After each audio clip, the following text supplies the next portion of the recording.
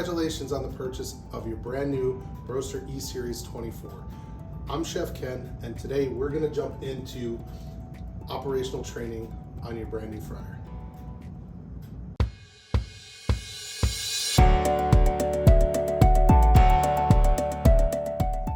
Powering your unit on. Flip the switch and your controller will power on in just a few seconds.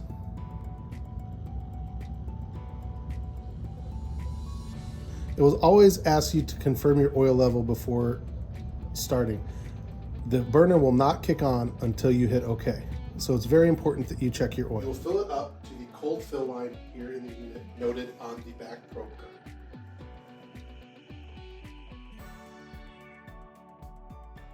Press OK.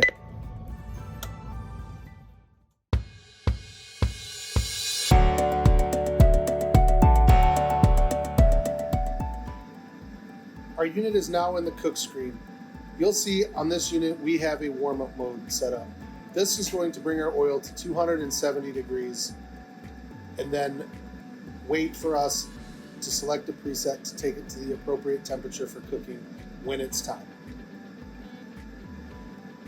You can see here it says set temperature and that the heat is on. Right now it's lower than the set temperature, so it's flashing back and forth between low and the set temperature. To check where you're at in the process, you can press and hold. For 3 seconds you'll hear a beep and it will tell you the actual temperature. So you can see we're at 117 degrees already in terms of bringing this up. To switch back to set temperature, press and hold for 3 seconds until you hear a beep and it will switch back. Selecting a preset. To select a preset, you will touch either one of these boxes. You'll see you'll have your selection of presets. We are going to select 8-piece cut chicken fresh. You'll see our preset time and temperature is all programmed in and ready to go. For this setting, we are using 3 stages in our stage cooking process. We're doing our first minute at 350 degrees under pressure. Then our second stage will be at 340 degrees for 9.5 minutes under pressure. And then the last stage will be at 350 degrees for 1 minute with the valve open. This will allow it to crisp the chicken up a little bit at the end and also make it so that all your pressure is released when the timer goes off. To do a manual cook time, you will double tap on the clock. This screen here will show up. You can then change it to whatever cook time you would like. In this case, we will change it to 1 minute. We also have the option to keep auto comp on or turn it off. In this case, we will keep it on. We will hit enter and that will change our cook time. So right now we are set to cook at 1 minute at 350 degrees. If we wanted to change the cook temperature, we can double tap on that as well and change it to whatever temperature we want. So if we wanted to change this to 360, we could enter. And now we have a cook setting of 1 minute at 360 degrees. This unit has an open fry feature. To open fry, you would just double tap here where it says pressure fry to change it to open fry mode. So double tap there, it is now in open fry mode. To start your open fry, you would lower the rack in and hit open fry start. This will start cooking for 11.5 minutes on the open fry. When the time is done, you can hit stop or simply take the handle back over on the lid. So to go back to pressure fry, all you have to do is double tap and it will take you back to pressure fry. The other thing you could do is just select a preset and that will take you back to pressure fry, assuming that the preset was set up to pressure fry. You have your loads cooked section here. To reset that, you will double tap. It will ask you to reset yes or no. Hit yes. That will reset your loads cooked. That is a great feature so that you can see how many loads you cooked during your revenue period, a day, a week, whatever you determine. Okay, let's talk about auto comp. On this preset, auto comp is on. What auto comp does is it compensates for the drop in oil temperature when your product goes in and adjusts the cook time accordingly to ensure that your product is done appropriately every time. This can be set in the programming stages of creating a set point, or if you're doing a manual cook time, you can double tap here and you'll see auto comp on. If you wanted to take it off, you would just hit auto comp off, hit enter, and you will see it says auto comp off in black. Now we can put it back on by double tapping and going back, and it will say auto comp on, and notice again it's in green. Or you can turn it back on by selecting a preset, provided that you have auto comp set in your preset.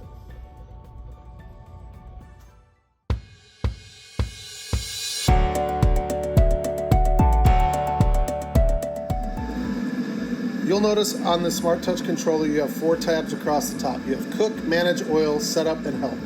We're going to go into the Manage Oil right now. Done that, you'll notice when we go into the Manage Oil screen, the burner cuts off. You have 3 tabs here. You have your filter oil, you have your reminder that your filter plan is in place, and you have the option to fill new oil from your storage tank on your onboard reservoir. To use your onboard oil reservoir to top off your oil, you would simply hit this button here. You'll hear a valve moving. Next, to fill it, you will press and hold your run pump button until you get the appropriate amount of oil in your cooking well. You will fill it up to the cold fill line here in the unit noted on the back probe guard.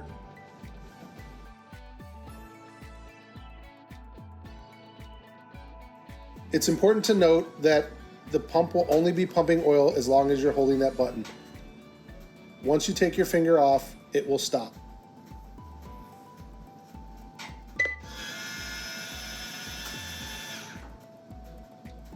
To go into your filter oil screen, you will hit filter oil. To open the drain, you will simply hit open drain. The oil will start draining into your filter pan, and then you would hit start pump to start pumping it back up through. This feature would be used when you're doing a deep filter or a polish in between shifts or the end of every day, depending on your product and how much you're cooking. This would also be done along with a scraping down of the well and getting all of the crumb and debris out. To exit out, you just arrow back. Anytime you do that, it will ask you to double check your oil level, and it's really important that you do. You check, we have enough oil, we're okay.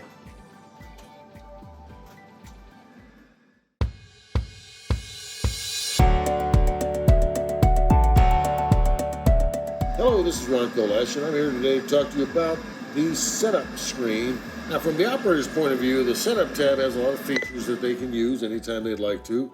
In this case, the pin is disabled, so we just simply press OK to get into it. The time and date adjustment, just in case you ever need to adjust the time and date.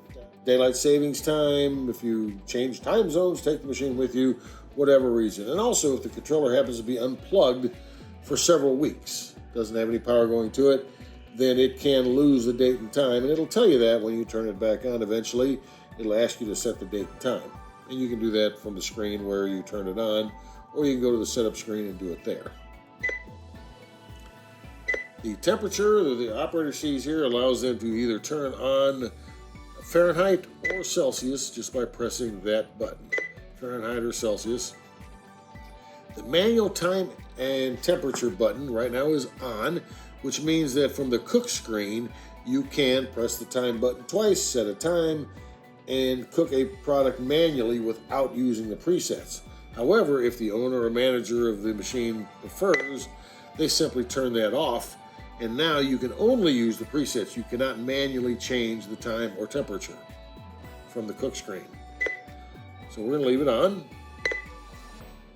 Next one, energy save settings. There's 2 features on here.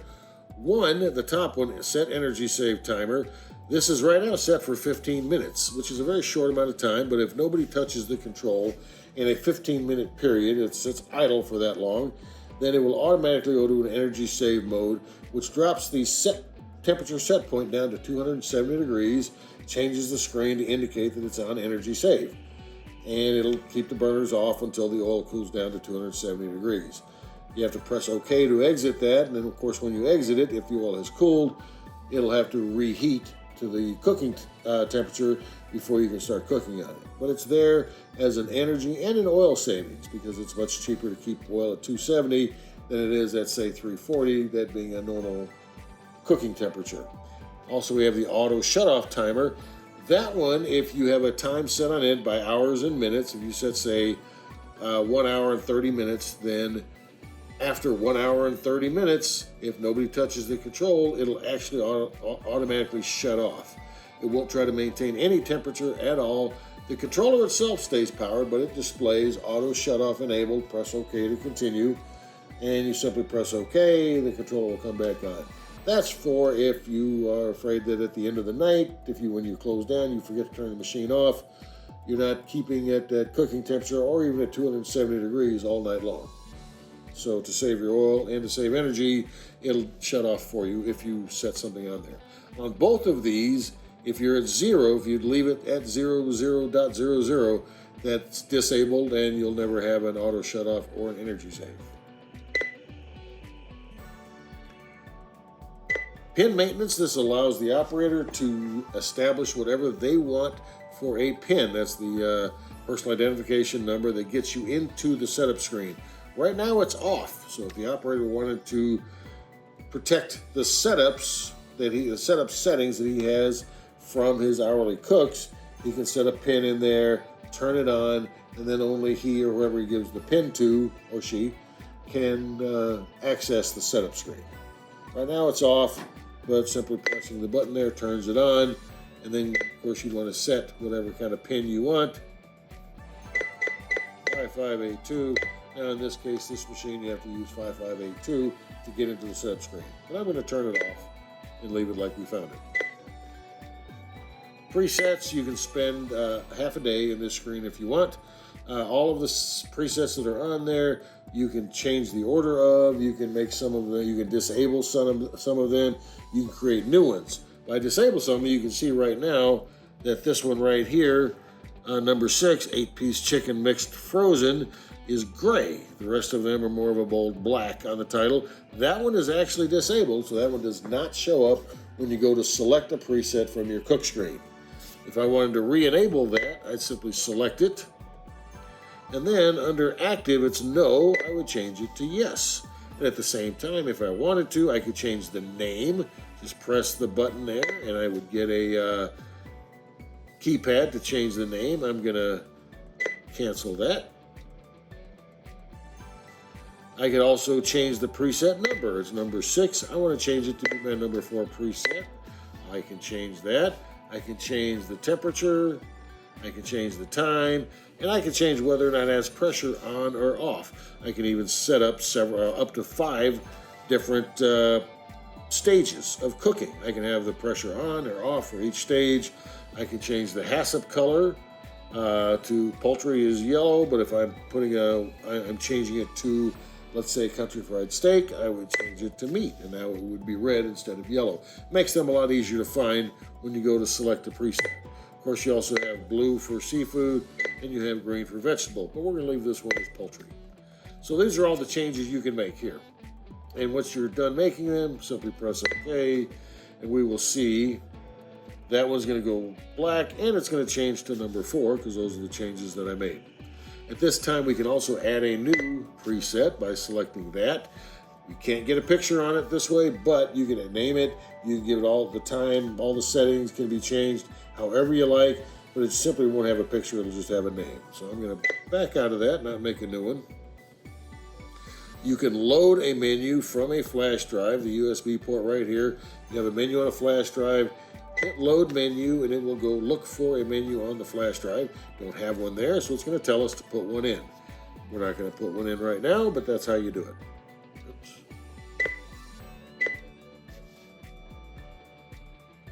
Also, you can export the menu that's on here just as it is with all the settings.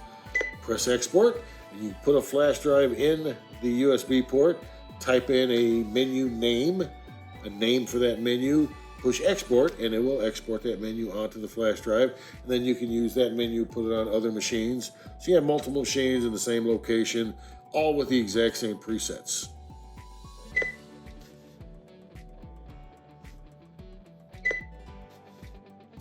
Next, we have oil management. From the operator's point of view, what they can do here, change their time to auto filter at the end of the cook cycle. Right now it's set at 20 seconds. You can go up to 30 seconds on that. And that's how long after you open the cover that the machine will go into its auto filter cycle. The filter run time at the end of the cook cycle, we've got that set at 40 seconds.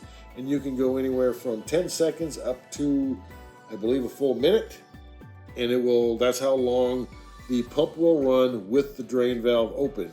You have your evacuation at the end of the cycle. We have that set for 300 seconds or 5 full minutes. And that's how long the pump runs after it automatically closes the drain valve at the end of the filter cycle, to make sure that all the oil does get evacuated out of the filter pan back up into the cooking well. It also has how many filter cycles you can cancel before it's mandatory to filter. At the end of the cook cycle, if you've got that set at whatever you have that set at, 0, 1, 2, 3, whatever, I think up to 3, it'll have a cancel button when it's counting down to the auto filter cycle. If you set that at, say, 2, 0 means it's disabled and you can cancel as many times you want. If you set that to, say, 2, you can cancel it twice. Then you can cancel it twice, hit the cancel button and cook another load, hit the cancel button, cook another load. But then after that, the cancel button is not available. And you have to let it go through an auto filter before you can cook another load of product. So again, that's something that the operator can set up, or the manager or the owner of the machine can set up, just to force people to filter periodically and not cancel all the time, if they choose to do so. Again, leave it 0 and it will allow them to cancel as many times as they want. Next page, this is where the auto oil leveling top-off settings are. Temperature differential, replenishment pump time, wait time, consecutive fills to air. That's when you're using the auto oil level, which is available on this machine if you have it turned on. Let's see. Right now it's turned off, so those things aren't in place.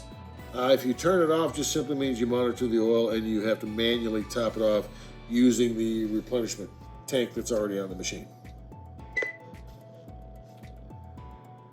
Alert settings allows you to change the alert volume and the keypad volume and the tone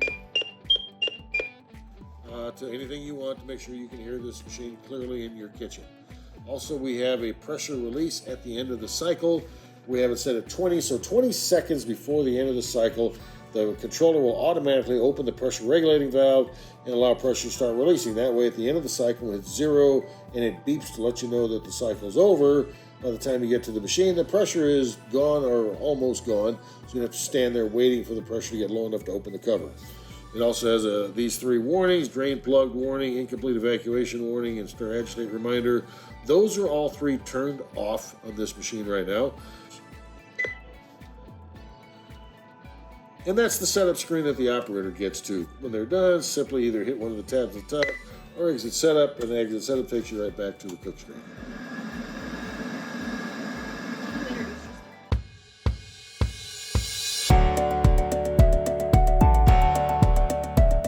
Our last tab is the Help tab. This has a bunch of tutorials on how to do some of the basic things on your fryer. So you have things like how to open fry, and it will give you a brief tutorial on how to do that. One thing on the Help tab is you'll have your service contact information. You can hit that, and during setup, your service provider or your install company will put their information in so that you know who to contact if for some reason you do need service.